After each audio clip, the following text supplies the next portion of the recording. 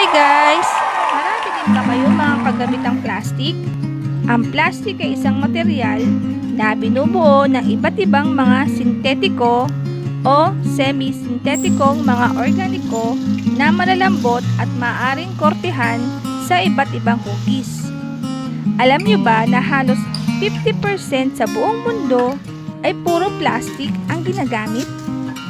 Umaabot ito ng 500 to 1,000 years bago matunaw or malusaw.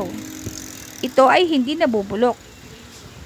Mga advantage ng mga plastic: pwede mabili sa murang halaga, pwede magamit ng matagal, magaan, hindi madaling masira, water resistant. Disadvantage: hindi madaling matunaw, mahabang taon or panahon bago malusaw, masama sa ating kalusugan, nag-cause ito ng polusyon sa ating kalikasan.